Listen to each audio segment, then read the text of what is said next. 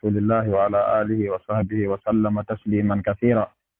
قال الله سبحانه وتعالى: واتل عليهم نبأ ابني آدم بالحق إذ قربا قربانا فتقبل من أحدهما ولم يتقبل من الآخر قال لأقتلنك قال إنما يتقبل الله من المتقين. قال إنما يتقبل الله من المتقين. أري وجه jogondirgol nde ɗo yewtere ɓaawore nden ko tawde allahu subhanahu wa ta'ala o sifike tooñe alyahudu ɗen e firtugol maɓɓe ahadiji ɗin, tawi ɗum ɗon hino wa'iwa tooñe ɗe geɗal ɓe adama ɓen ɗiɗo tooñedirno, woni ka hibbugol ƴiiƴe. wa kadhalika alyahudu andi ko andiraɓe rufugol ƴiiƴe, ɗum woni hibbugol ƴiiƴe. defreman o inni watlu alayhim jangamɓe yo muhammadu naba abnayi adama habaru geɗal ɓe ɗiɗo adam bil haqqi wondude e goonga. bil haqqi on ɗo no waawi wonde to haraka ka utlu woni ko o jogondiri, no waawi wonde haraka ka naba'u.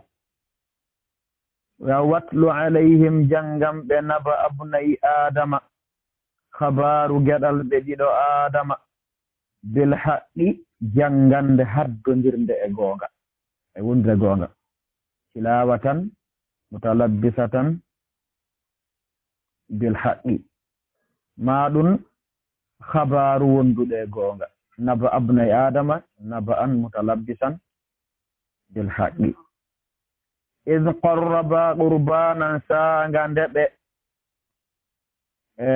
ɓattorno allahu subhanahu wa taala ɓattari, ɗum woni sadaga. fato qubbila min ahadihima, goɗɗo e maɓɓe jaɓana sadaga on, walam yutaqabbal min al akhari, o ye jaɓanaka. ko adi kon taho haray jumhurul mufassirin min as-sahaba wa man ba'dahum tawi wondema ɓeeɗo ɗiɗo ko Qaabila e Haabila, Haabila e Qaabila. ko kadi ko selli kon zahirul aya on ko tindin ko geɗal ɓe makko sulba ceeci, manigol haray ko woɓɓe gol ko yaari wondema ko jeyaɓe e banu Israil, wiya tun haray yani ko wiyete ɗo joni ko wiyete ɗum banu Adam. selli kon ko wondema ko geɗal ɓe makko reedu. woɓɓe addayi yewtoreje boy ko woni sabu ɗum mannagol ɗum kon ko wonde mari Hawwa'u ko ɗiɗo jibinirta on sayi Adama resindira ndu reeduɗa gorko e debbo, ndu reeduɗo tawara yaltuduɓe ani siwtaɓe ɓe ndara ɓe resindirali, ndu reedu to resindira, ni ɓe siwtaɓe ɗo gorko on e suddiɗo to resindira, e tawi oɗa kañum hawrana ɗum goɗɗo ne toon shiisan ko noon tu wonno wo ko jibina kañum tun. Imamu Shawkani woni ko sifiɗo. o inni walam yutaqabbal min al akhari, o jaɓanaka ɓenni inno wondema o ko sakari itno e wondema ko nema itno, ko waɗi oɗa hari ko dammi wonno newde, oɗa tawi hari kañum ko remowo, on tawi oɗa suɓi ko kelɗi itti, oɗa kañum suɓi ko jaasi itti. o jaɓanaka di mana o ɗumanni ɗum, tawi wo ko ɗum ɗon wonno sabu sakkitorno no ɓaari o jaɓali ko oɗa wiresindiraɓe kon, o ɓe wi joni aray yo ɓe yahu ɓe waɗa qurban sadaga jaɓanaɗo ware ko no ɗumanoto ɗum mettimo kanko jaɓanako kon. qaalo wi la aqtulannaka, mi warete, ma mi ware, wallahi mi warete. on qaala mbo wi mo jaɓanaka on woni Qaabil. qaala mo jaɓanaka on wi'i la aqtulannaka, wallahi mi warete. qaala jaɓanaɗo on wi ɗum ko Haabil. innama yataqabbala Allahu, ko Allahu on, innama yataqabbalu llahu, ko laamin jangde ne, innama yataqabbalu Allahu, ko Allahu on jaɓanta minal muttaqina, ko hulooɓe mo ɓen. ko jaɓanta sataka no naatori ɗon golle moƴƴe no naata kala golle moƴƴe ko allahu subhanahu wa taala jaɓanta ko hasru ko huulayɓe mo ɓen nana ko huulayɓe mo ɓen woni ko jaɓanta waɗani mbo ɗo tan mbi wondema sabu jaɓaneede mo ngol koye faggitande makko ko angal kolol Allah fi waɗangol mo tan mbi yo yiltito o hula allahu subhanahu wa ta'ala kanko jaɓanaɗo sadaka on ɗum koni haabila wi la in basatta wallahi si tawi a fonti ilayya e an yadaka jungo maɗa ngol littaɗo tulani fi warugollan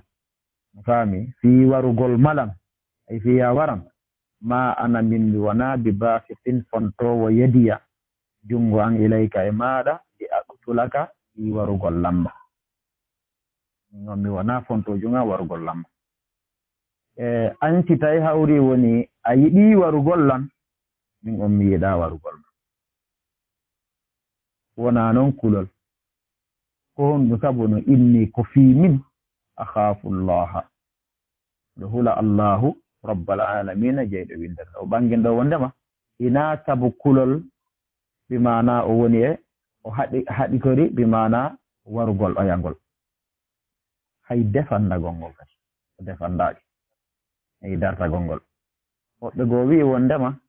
ko honɗum haɗi ɗon o darto ko zamanol fitna yaade fitna ari istislam jebbilagol woɓɓe goni a fewndo ka sariya maɓɓe ɗo ɗum hari ko ɗum amma ka sariya me'en ɗo e ɗo mofte wondema haray ko yani ko dartagol fi hon ɗum haɗugol bone am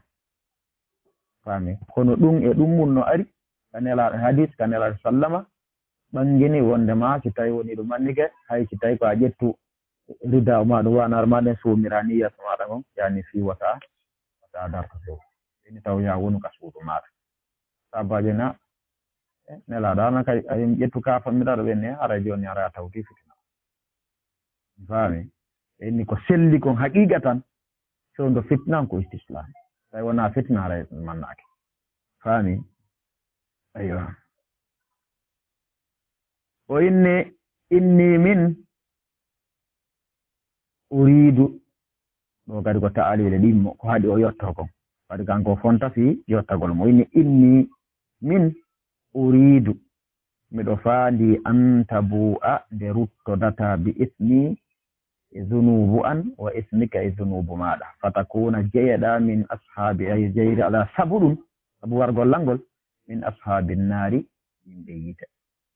ɗo kañum kadi lurral no ari ko honno woni ɗum ɗo an tabu'a bi ismi wa isma bo ɗum woni ko faandaɗo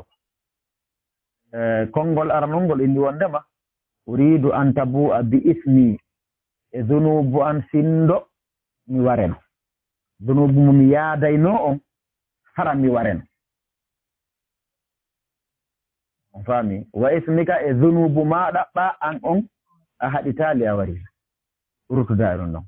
ibnu Usaymin ko ngol ɗo woni ko suɓi woɓɓe wona an tabu'a bi ismi nde ruttodota e zunubaji an ɗin yani zunubu sabu ko warɗami kon wa ismaka e zunubu maɗa zunubaji maɗa ɗi anani zunubu kan zunubuji an ɗi ɗimi wondi e mun ɗi harana ma on wonduno ɗin wa kadalika e zunubu maɗa ko warɗami ko wonde zunubaji maɗa ruttuda e ɗum on en noon no yaade hadisi kanela sallama maake ɗon wondema goɗɗo no ara dargal ara mo jogani goɗɗo haqqeji si tawi himo mari moƴƴi ɗum itte ɗin ɗo moƴƴi waɗane oya so ala moƴƴi bonɗi o yaɗin ɗo wanno ɗin artire e makko yangol konngol no yaade on ɗon maana woɓɓe goo kañum kadi wi konngol tambol wondema anta bo ande rukrata bi ismi e zunubu warugol langol wa ismika e zunubu baaji maɗa ɗi wondunoɗaɗi woɓɓe kadi witaari ngol ɗon kañum kadi woɓɓe goo landa e salafu ko honno no jooni neɗɗo faandorta yo goɗɗo ruttodo e zunubu wa kadalika o jeeye yimɓe yiite ni faandare nden tigi tigi onde waɗino ka fontuno jumbo on ɗon e warugol mum sabu ko waajota o wardi o jaɓaali waani koye no innama yataqabbalullahu minal muttaqin ɗum ɗon yonino waaji o hula allahu subahana taala o ɗuman ande nimo kanko mo huli allah kan kadi hula en walla na wasi inni gollum ɗo a waray ɓen ɗo iradatul gayri bicharri faami wa dhalika jazau zalimin wa dhalika ruttodugol e bakkatu jeye yimɓe yiite ko ɗum woni jazau zalimina joddi tooñoɓe ɓen so tawi hawri woni ɓe tuubaali fa tawwa'at lahu nafsuhu wonki makko ki newinanimo qatla akhihi wargol musidɗo makko on fa tawwa'at ay fa sahhalat lahu faami wonki makko ki newinanimo yani cuuɗanimo wondema ko hunde na ko mawnini na ko janɗini faami qatla akhihi wargol musidɗo makko on fa qatalahu o waɗimo fa asbaha o wattini min al khasirina bimana hayruɓe yaaɗo e hayruɓe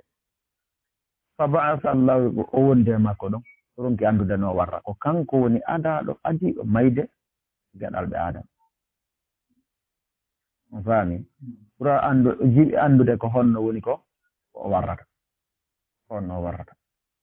on tawi huɗumanni ma wiyen adaɗo wareede jiɓi andude ko honno aray woni ko warrata inni uridu an tabu'a bi ismi wa ismi andi ko waɗi sondo yelti ɗum ɗon way kadi felde pisesi ko yaarugol oya adi sondo ka kitabu tawde to fi oya aya kam ɗo ka qur'an senugol falamma asqala da'a wallah yaaruɓen ko ɗum haara noon no wawi wonde no ari ko bonu reedu wonno e wadde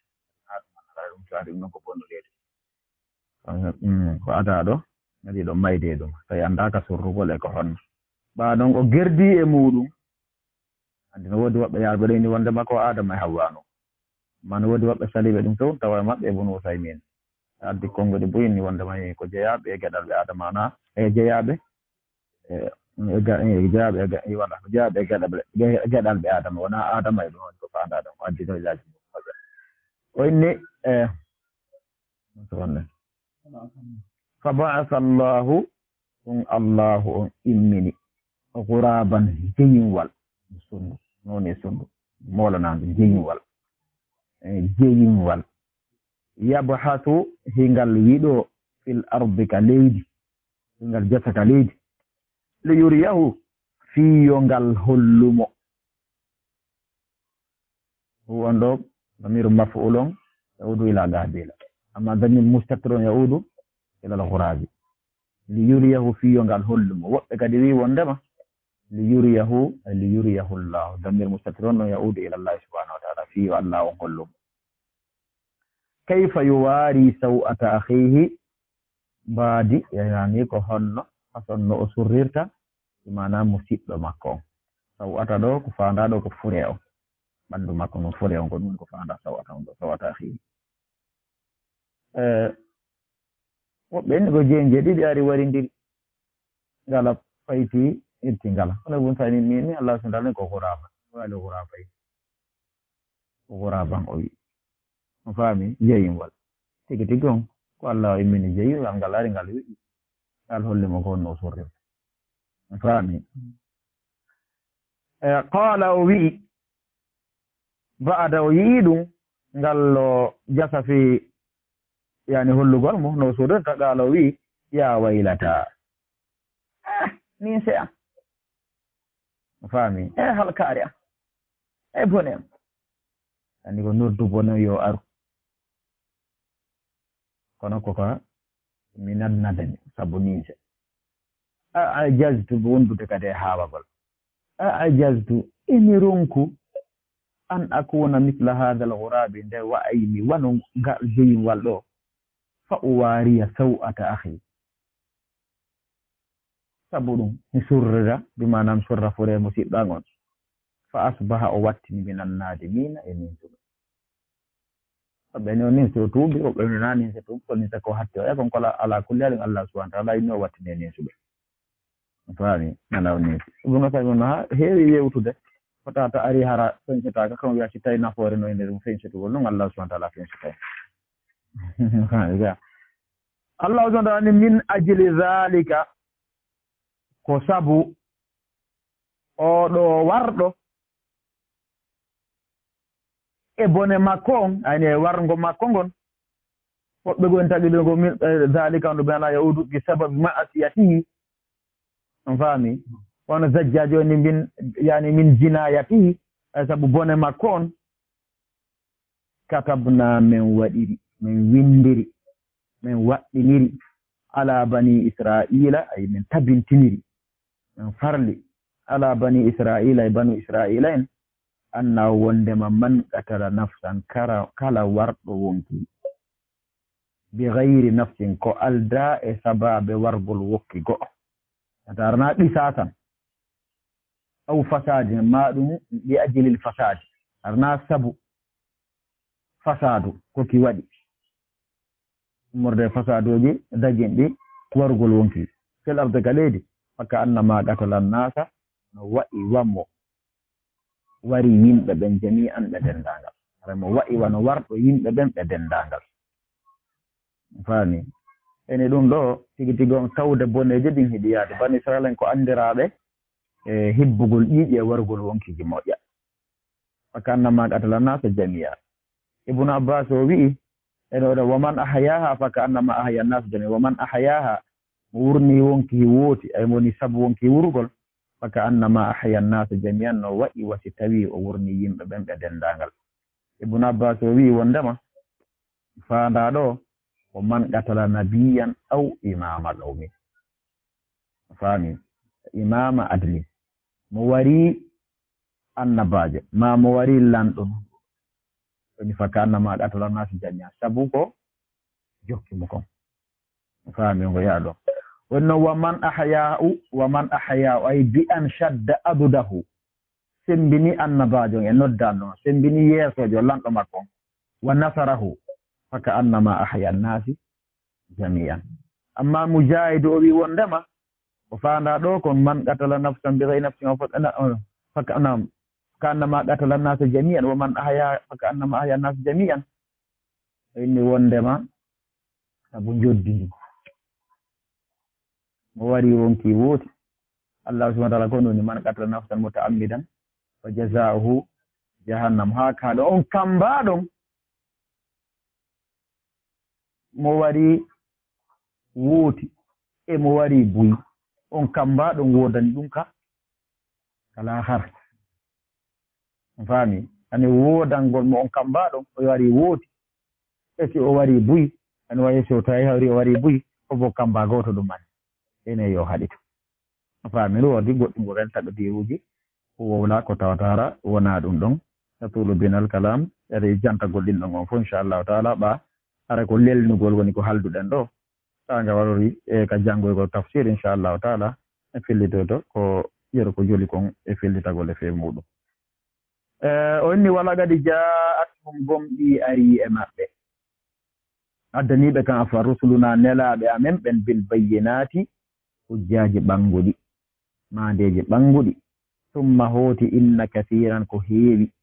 minhum e maɓɓe ba'da dhalika ɓaawo ɗi hujjaji feeñuɗi arde ɓe fil ardi ka leydi la musrifuna ko ɓe feƴƴintinɓe fil qatli ka wargol faami Allah subhanahu wa ta'ala innama jazaa'u alladhina joddi ɓen ko woni joddi ɓen yuharibuna allaha haɓoɓe allahu wa rasulahu ene laaɗo makko on wa yas'auna ɓe yaha fil ardi ka leydi fasadan alhaali laatagol maɓɓe ko ɓe bonnoɓe ma ɗum fasadan ay li ajlil fasadi sabu bonnugol ka an yuqattalu ko nde ɓe wartete aw yusallabu ma ɗum ɓe fete ɗum woni ɓe fempe aw to qatta'a aydihim ma arjulu ma juuɗe maɓɓe koyɗe maɓɓe taƴe min khilafin e luutoro wooporo ani luutodirgol aw yumfaw ma ɗum ɓe raɗe min al ardi ka leydi zalika koko jantaɗo e ndiɗo joddi lahum wonan wodaniɓe khizyun koyeran e jasire fi dunia ka aduna walla hum wodaniɓe fil akhirati kal akhira azabun lette azimun mawnude illa alladhina siwana ɓen taabu tuubuɓe min qabli an taqdiru alayhim o atti on hatta tandeɓe yani ko adi on nangude ɓe huɓidade ɓe fa'lamu ande anna allaha allahun ghafurun ko yafutoɗo ɓe badate tuubi rahimu yurminowo ɓe aray o ɗo almuharibin aray konguɗi hewɗe no ari e nder muɗum ano cheikh oɗo on no imamu Shawkani no wi'iri ɗo noon ondema tigi tigi on haray yewtireji boy haray no ari e fee muɗum wa kadhalika ɓe karmukoɓe no joli e nder muɗum feccugol ɗum ndeyangal feccugol ɗum ko adi kon taw fof ko waɗata laatinta ndiɗon joddi taw ko yeesojo lanɗon haray woɓɓe inni haray haɓɓugol Allah subhanahu wa ta'ala on ɗo ko yeddugol mo kanko Allah subhanahu wa ta'ala ɓe na tigi tigi on haray ko dartagol sere makko on haɓa nelaɓe makko ɓen wa kadhalika e yeesoɓe ɓen ko waɗi noon haray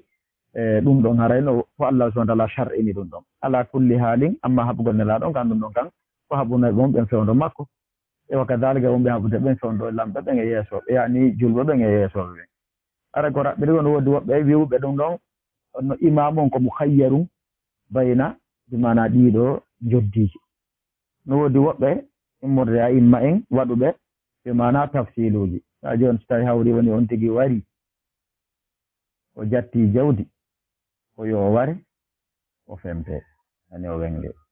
tawi hawri woni on tigi waru tum ko yo ware ɗum tawi on tigi jattu tum jawdi ko yo taƴe koyre e juuɗe lutunta tawi o hulɓi ko yo ani o taƴƴe lawgol o hulɓini ko yo o raɗe haray ɗum manne Imamu Shawkani kanko no tafsilu ɗon haray o tawta wa ɗon haray tigi ɗon ko raɓɓiɗi kon araali e dalil ka tawata haray ko selluno si wona hadise goɗo on ɗon kañum kadi haray wonki walake sellugol makko Ibn Jarir Tabari no fillimo tigi tigi on Ibn Kathir wi'a tigi ɗen in sahha haray ko on ɗon tun woni dalil fi mum in sahha kadi faami ay ɓe waɗa jasmo e ɗum managol makko halli wondema aray ko imam on aray so windinte bi mana e waɗugol laatingol makko ɗum ɗo e nder ɗum ɗon aray tigi ton ko raɓɓiɗi konko ɗoftagol yeesoɓe ɓen aray woni ko ɗaɓɓago ngo ɗoftagol yeesoɓe ɓen aray o yaltugol ɗo on darto manifestoɓe ɗum ono wodani ɓe dey ruttugol o wodani ɓe bi mana yiltugol ɓe ɓe landike kadi jamma on yo wallito ɓe yiltugol ɓe wonɓe ɓe dartade jamma on kañum kadi no hani ɗum annago dari ɗum sifi ɗum ano ka manhaji salikina e wondude charfe makko on Cheikh Jabrin on daari on taway haray eko wona ɗum non e saruji eko wona ɗum kadi e dammal ɓa ɗum ɗon no woodi e damme fegiwɗen fof on faami babul muharab ɓe sifi ɗum ɗon fecci jamma on ton konno yaltirgol ngol maɗum on haray ko wattangude moƴƴa ulama o sunna ɓe raɓɓindinaki e ɗum ha wacci kan ɗo ko suwa ko wona janngede alaka e faamede ma tawi no woɓɓe no faamude kono ara ɓe tewade wallina ɗum waɗa kodditira faaleji muɗum kono islam on ala ko acci e jamma on wattan yila gollitira ene janngude gon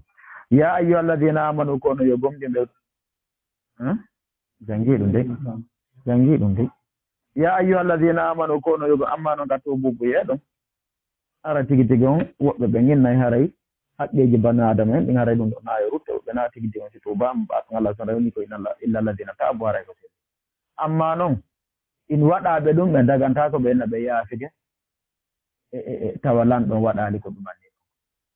si woni ɗum ɗon waɗi ɗum ɗon aray ko haqqe lanɗon nanngugol ɓen ɗon waɗa ɓe ko luwaji ko wiya ɗo ko wala tigi tigi on men haray men yaafike yettatake ɗon ya ayyuha alladina amanu kono e gomɗinɓe ittaqullaha hule allahu on wabtahu ilayhi ɗaɓɓe faade makko la ila gayri e ɗaɓɓire mo kanko tun alwasilata bimana ɓattorgol mo ɗoftare e ko shar'ini kon kanko allahu subhanahu wa taala alwasilata bimana alqurbata ɓenni ko mana attaa wa jahidu fi sabilihi alwasilata on ɗon ɗo attaqwa on ɗo no natori ka wasila ko alqurba no mofti taqwa no mofti e ko wona taqwa faami aɗon ara ko ummumu badal khusus wa jahidu fi sabilihi e tinne e fi bimana diina makko kankon ka Allah subhanahu wa ta'ala ɗon holli wondema tinnagol ɓantugol diina kan wakatala tinnagol e hududu shar'i e keeri diina kan holɗo wondema ijtihadu ma ɗum juhudu mo tawata ray na ko shar'ina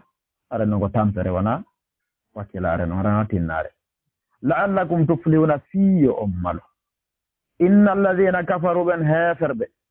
yedduɓe allahu subhanahu wa taala law anna lahum kindo tabitihi no wodannoɓe ma fil ardi kala koni ka leydi morde jawle eko e jahuji teddul eko wona jami'an fof petti mun ko tawkidi wa mislahu sabu ma on ɗano huɓiti fof ɗo to jami'an o tawkidi wa mislahu e hono mum ay yeru mum ma'ahu wattide e muɗum li yaftadu bi fiyoɓe sottoɗo e fiyoɓe jonni ɗum fottari min azabi yawmin qiyamati e lette mana ñande dargal ma to ɓubbila min hum jaɓantake ɓe fes jaɓantake ɓe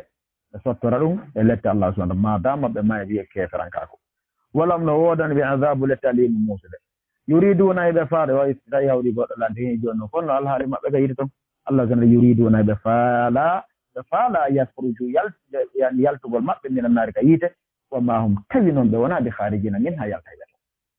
wona yaltayɓe toon hay ɓe ari ha ka toni ɓe bugeta toon kadi nder toon yo allahu dande walam no wodan e azabu lette muqimun bimana duumiɗe allah subahana taala ni wassariɓu on gorko wujjuɗo wassarigatu e on suddiɗo wujjuɗo allah ɗo bimana ko mawsudi ko allah bi ɗum e wonde ñawoje ko ɓuri kon ka qur'an allahu subhanahu wa taala firndidirta worɓe rewɓe e sa ahkamuji on faami adda tun lafdu worɓe taɓe anonata ɗum kon ɗo o sirnidi faɗɗo tawu taƴe aydiyahuma juuɗe maɓɓe ɗen jazaan bimana sabu joddayde ajibil jasaayi faami joddi bima kasabra konko ɓe faggiti nakalan ana yagginirɗum ka yaggingol min allah e muringol ka allah subahana taala nakalan o ɓen ɗo o badalu jasa no o ɓen ɗo jasa on ɗo bimana ko noni illa faɗu taw aydiyahuma jasa nakalan on ɗo oɗo ko illatul lil jasaayi jasa fi hon ɗum fi woni yaggin ɗum fino yoni yaggin wallahu allahu on azizun bimana ko fooluɗo folgu muɗum folliti hakki mum ñeñina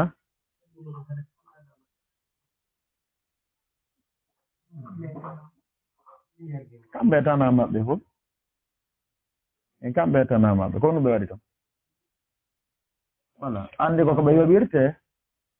ko ɓe waɗirte ɗum ɗon ko fiyoɓe yaggu waɗugol si woɓɓe goo kañum kadi yi'iɓe eɓe waɗa ɗum ɗon yo yaggu faami onon taƴugol ngol e ɗum managol hara no sunna on no ɓangi noon nega ka rusko ɗo woni ko taƴete ka rusko ɗo woɓɓe inni ko ɗo kawari joyinni ko ga so nannan ɗo miɗo jala min naari jigano ɗum ane anega kamman cibbu kam ko balawal ga nega toon ɗum annata la yutaddu ɓe gawli hen sunna on ko ɓangi ɗum kaka fursoko ɗon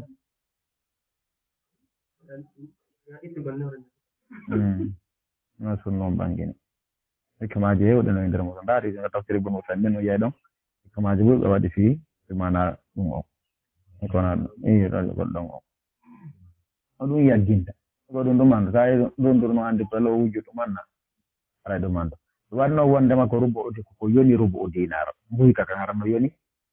rubo o dinara haray taƴirte wa kadhalika ne wawi calcule sen ɗuman ni ɗum nanta ko ɗum hanki ko joli ɓeynono ɗum on wonno dollar kan woni garam goto kañe 630 000 francs guinée won ɗum ko garam ɓeni ko rubo dinar no ɓeni kadi ko taw kadi ha wujjakon ko fi hirji mislihi har ko sugu muɗum marete mbuɗi kon to marete ko kesuwal ma e dirohum ma e ɗum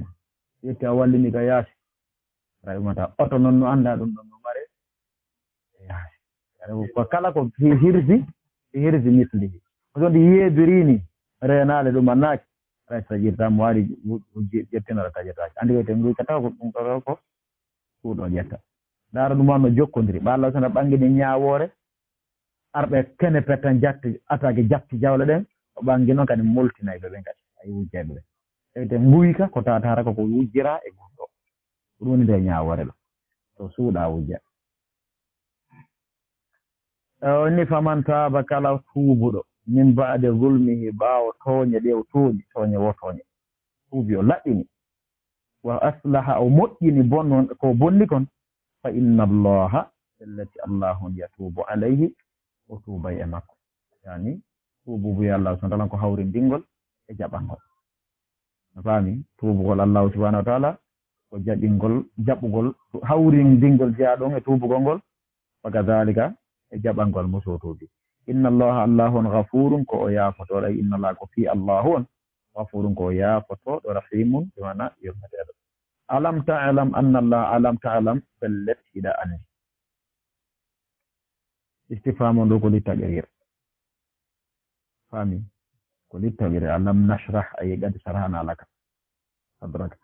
alam ta'lam fellet hiɗa andi gomɗi tabitiɗa andi anna allaha allahun law ko kanko woni ko heerani mulku samawati laamu kammuli'in wal ardi leydi yu'azzibu mo letta man yasha'u mo haaji lettude o yaghfiru mo yaafano liman yasha'u mo haaji yaafanade ɓangini noon haray inna allaha la yaghfiru an yushraka bi ay mayduɗo e muɗum maydu e shirku